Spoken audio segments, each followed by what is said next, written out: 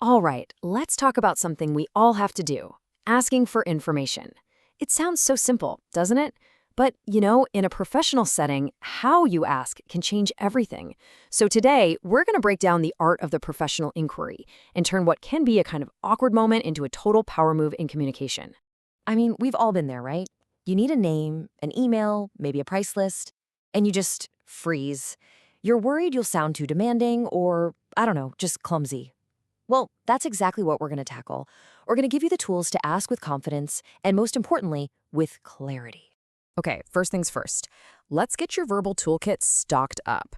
See, the foundation of any great request is politeness, and luckily for us, there are some really simple linguistic tricks that do all the heavy lifting for you. And the cool thing is, you don't have to reinvent the wheel every single time. Simple phrases like, could you please tell me, or I'd like to know, these are universally professional.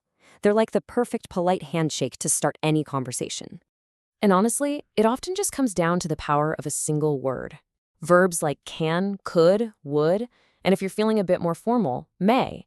These are your absolute secret weapons. They instantly change a command like, give me your name, into a respectful question. And that's exactly what we're aiming for. Here's what that looks like in the real world. Simple, right? The word may combined with a direct, clear question. There's no way to misinterpret that, but it still sounds incredibly professional and courteous. Okay, so we've got the tools. Now, let's put them to work in a real-world scenario, asking for details from customers or clients. The goal here isn't just about getting info, it's about building trust and keeping that relationship strong. Ah, a classic. And it's a classic for a reason. It's standard, it's friendly, it's not threatening at all. That whole could you please thing, it just sets a really collaborative tone right from the get-go. And this right here brings us to the absolute game changer, context.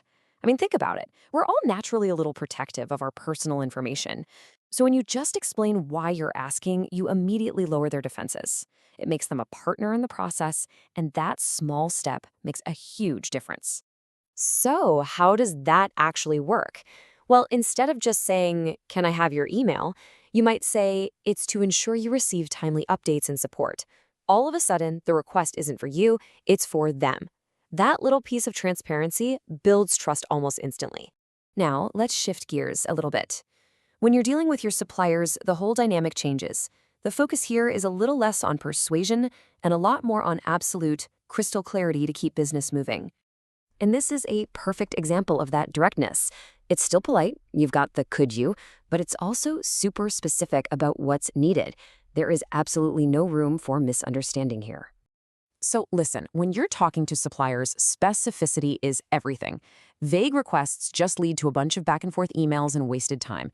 If you clearly define what you need, a catalog, a price list, whatever it is, you're gonna get the right info the first time. I love this example because it does two things so well. First, that phrase would appreciate it. It's just incredibly courteous. But second, it gives the reason. We are reviewing our supplier list. That shows you respect their time, and that's how you build a great long-term relationship. Okay, so we've looked at customers, we've looked at suppliers. Now let's pull all of this together into 4 simple, memorable rules that you can apply to pretty much any professional request you ever have to make. And here they are. The 4 pillars to the perfect ask. Number 1, be polite. Use respectful language. That's a no-brainer. 2, be clear. Simple, direct words. 3, be specific. Say exactly what you need.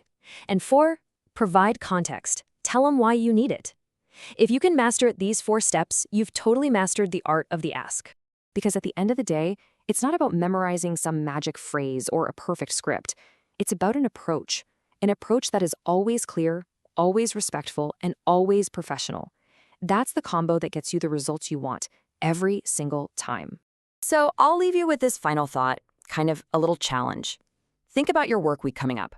What is one email you have to send or one call you need to make where you can try these principles out? Because honestly, the best way to make all of this stick is to just go out and do it.